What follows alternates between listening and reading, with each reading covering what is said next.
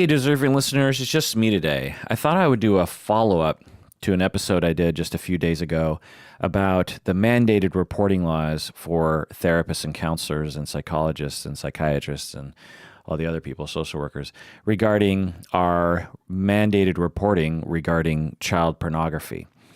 I did an episode a few days ago that I went into a legal case, an actual legal case in which a therapist had learned that his client had downloaded child pornography and reported it to the police, and then was sued by the client for breaking confidentiality.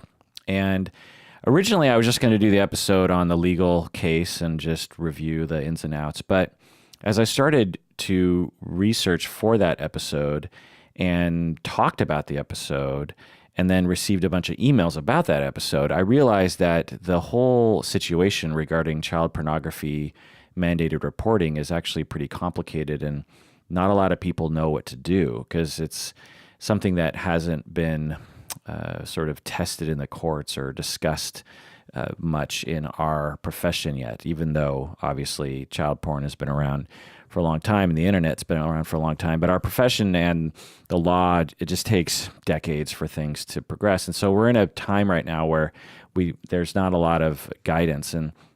And so I got a bunch of emails from people that basically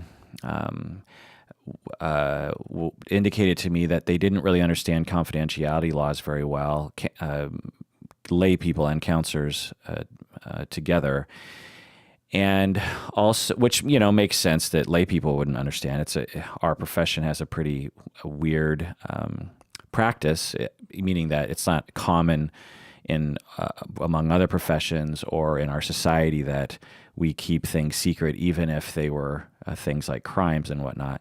So, but I also was getting a lot of weird interpretations from people, a lot of misunderstandings.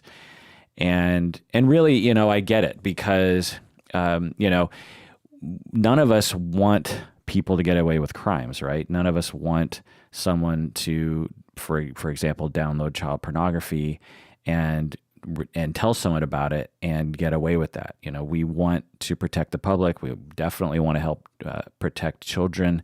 And so it goes against a lot of our moral fibers to say that we would not report it if someone told us that they had downloaded child pornography. And so I get why it's confusing, and I'll get into all that.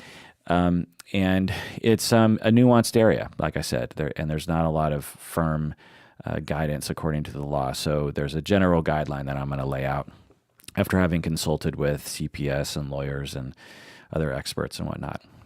Welcome to the Psychology in Seattle podcast. I'm your host, Dr. Kirk Honda. I'm a therapist and a professor.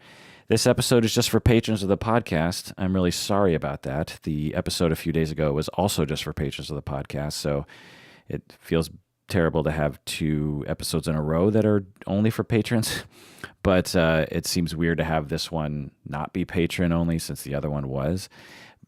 Anyway, so please become a patron of the podcast. That's the main thing. When you become a patron of the podcast, you get access to hundreds of episodes in which we do deep dives into topics like this, but theory. And, I just did a 8-hour episode on narcissistic personality disorder, which is just for patrons. So go to patreon.com, become a patron, do it now.